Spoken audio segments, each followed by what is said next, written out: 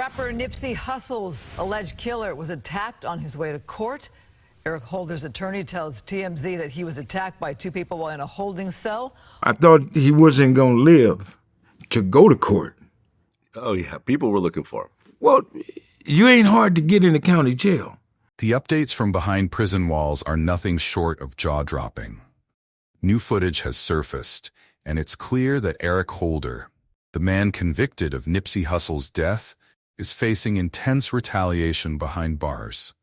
Nipsey Hussle's tragic death in 2019 sent shockwaves through the music industry and his community, leaving an unfillable void for his fans.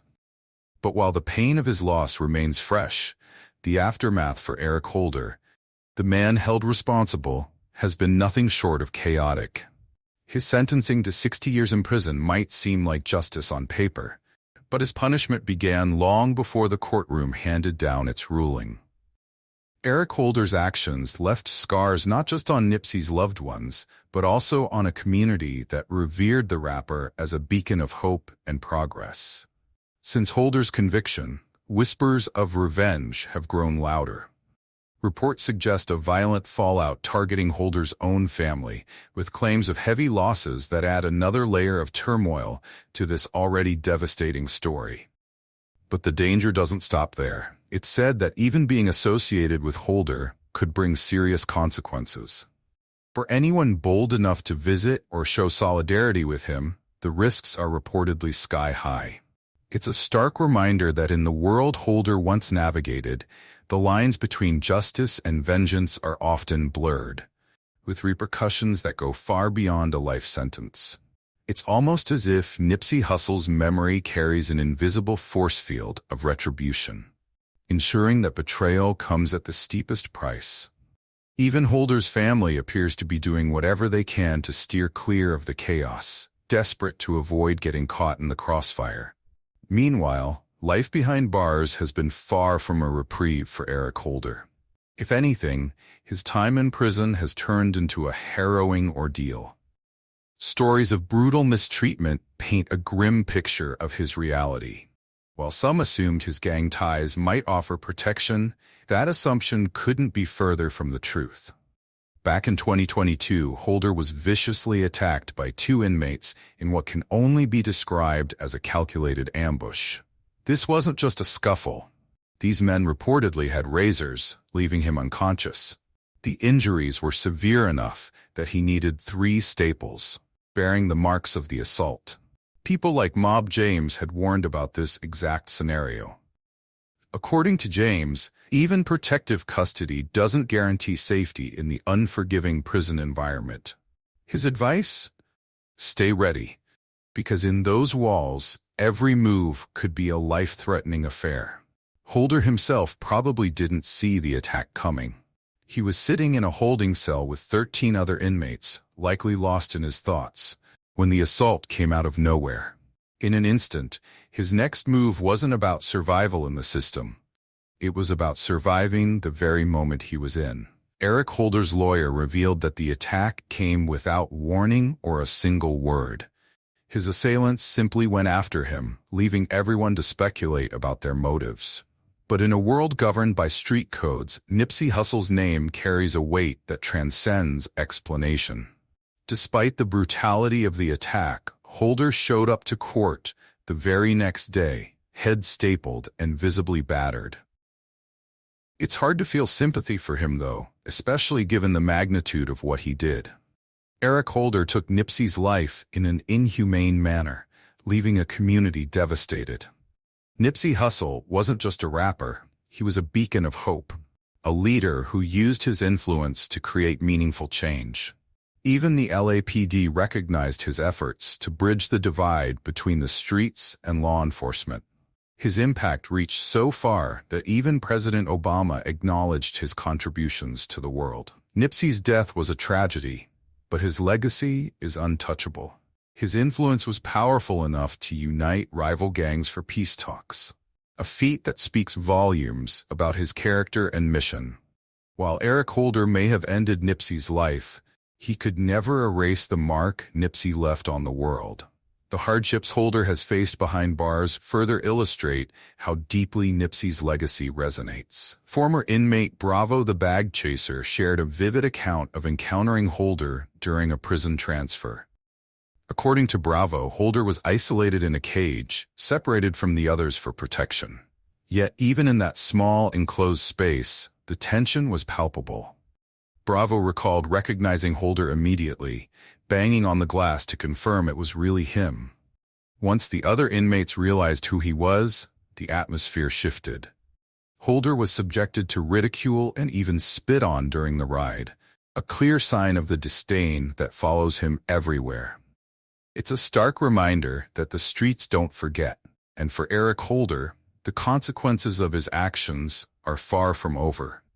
The reactions to Eric Holder's situation are split.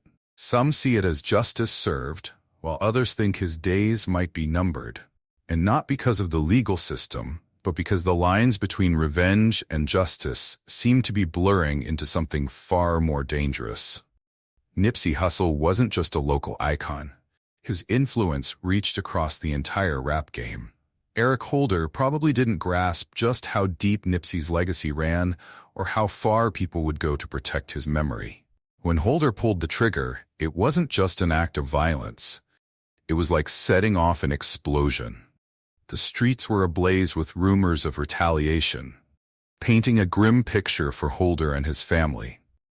Unverified reports swirled, claiming that at least 2 of Holder's relatives may have been targeted, with some even saying they were attacked as part of the fallout. Though no official confirmations have surfaced, the streets don't run on paperwork. They thrive on whispers, and those whispers carried weight. Things escalated when Tariq Nasheed, a well-known LA figure unafraid to stir the pot, jumped into the conversation. Tariq didn't hold back, labeling Holder a snitch and tying him to other crimes. He even shared a photo, claiming it was evidence linked to the death of one of Holder's family members. While the details remain murky, it's clear that the chaos Holder set in motion hasn't just followed him, it's engulfed everyone around him. As all this chaos unfolded, the LAPD was scrambling to regain control. Patrols were increased, but honestly, how do you stop a tidal wave of rumors? Whispers spread like wildfire, and with them came a slew of conspiracy theories. Some people started speculating that Eric Holder didn't act alone, suggesting he might have been a pawn in a much bigger, messier game. That's when Big U's name entered the mix. For those unfamiliar, Big U was once close to Nipsey, but their relationship reportedly soured when Nipsey decided to go independent. A member of the Rolling 60s gang hinted that this falling out could have played a role in the tragic events, fueling the already swirling speculation. But here's the thing. No amount of theorizing changes the undeniable fact that Eric Holder was the one who pulled the trigger. Still, karma seemed far from done with Eric. During his trial, his life behind bars took another brutal turn. He was ambushed again, this time by 2 inmates, leaving him with serious injuries. The attack was so severe that court had to be postponed for a day. And to top it all off, Holder was supposed to be under protective custody during transport, yet somehow, someone let their guard down. It all traces back to that fateful day in 2019 when Eric Holder approached Nipsey Hussle outside the Marathon clothing store and ended his life, and as if that wasn't horrifying enough, footage later revealed Holder kicking Nipsey after he was already down. That moment, captured on camera, shook Los Angeles and the world. Before the fatal encounter, the 2 reportedly had a heated argument. Nipsey, a Grammy-nominated artist and a beacon of change, wasn't just another name in the industry. His life and legacy meant something, and Eric ensured the streets would never forget him, for all the wrong reasons. From the start, Holder's legal team had one goal: to convince the jury this wasn't premeditated. His lawyer pushed the narrative of a heat of passion scenario, arguing that Nipsey accused Eric of being a snitch, an accusation that can escalate tensions in their world quickly. According to his lawyer, the case wasn't just about the heinous act. It was a deeply personal clash between 2 men who shared history. March 31st, 2019, was the day everything unraveled. Eric Holder Jr. pulled the trigger outside the store, but the story didn't begin there. Both men were tied to the Rolling 60s Crips and grew up in the same neighborhood. This wasn't a random act of violence. It was deeply personal, stemming from years of shared history and a moment of confrontation that spiraled out of control in an instant. Nipsey Hussle's close friend Herman, Cowboy Douglas, provided a chilling recount of the moments leading up to the tragedy. He shared that Nipsey casually mentioned a rumor about Eric Holder cooperating with law enforcement. Eric initially brushed it off, showing no visible reaction. Yet just 10 minutes later, Nipsey's life was taken. Eric Holder's ex-girlfriend, Brianita Nicholson, unexpectedly became a key figure in this story. She testified in court, explaining how she unknowingly drove Eric to the plaza where Nipsey's Marathon clothing store was located. She overheard him confront Nipsey, asking, "Did you say I snitched?" Then, as if preparing for something routine, Eric got into the car, loaded his gun, and asked Brianita to circle the block. After parking in an alley, Eric calmly ate chili cheese fries before heading off. Moments later, gunfire erupted. Eric returned with his weapon in hand, shouting for her to drive away. Brianita didn't grasp the severity of what happened until she saw the devastating news that night. Nipsey's older brother, Samuel Black Sam Asghedom, opened up during an emotional interview with Big Boy. He shared a haunting detail. Nipsey's usual security precautions weren't in place that day. Reflecting on the incident, Sam described the frantic ride to the hospital, holding on to hope that his brother would survive. The outcome left him in disbelief, feeling as though his entire world had been turned upside down. Black Sam revealed a key detail about the tragic day Nipsey Hussle lost his life. He explained that typically, someone armed was always present at the door when Nipsey visited the Marathon store. However, on that fateful day, no one was on guard.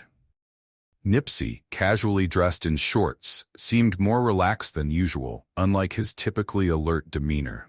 Eric Holder's behavior added to the unsettling atmosphere. According to Sam, Eric initially approached Nipsey shirtless, almost as if he were surveying the area. He then left and returned wearing a red shirt, a bold move in their neighborhood.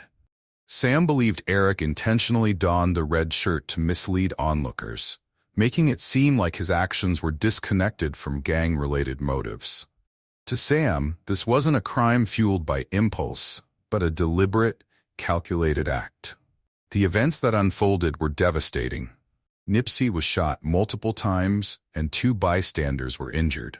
Surveillance footage captured the horrifying moments, including Eric kicking Nipsey after the attack.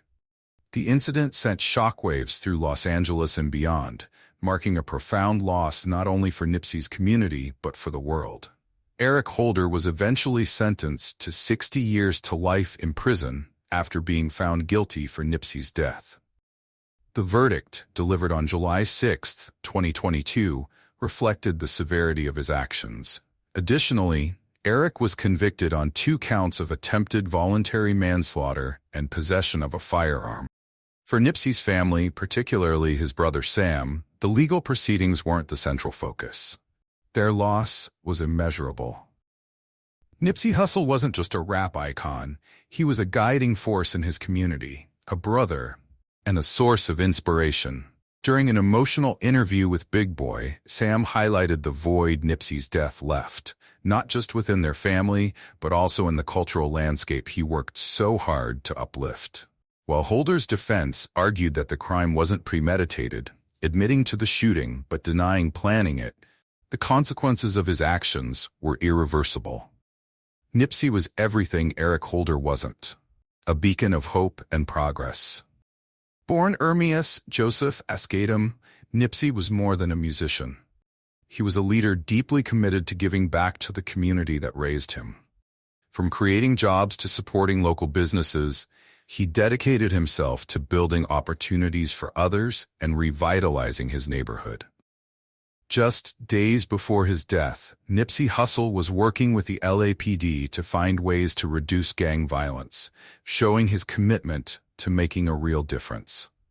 His career was nothing short of remarkable. He gained recognition with his mixtape Slauson Boy Volume 1, which led to deals with Cinematic Music Group and Epic Records. He went on to release iconic projects like The Marathon and Kenshaw, with his Victory Lap album in 2018 marking a major milestone. The album was a huge success and even earned a Grammy nomination for Best Rap Album.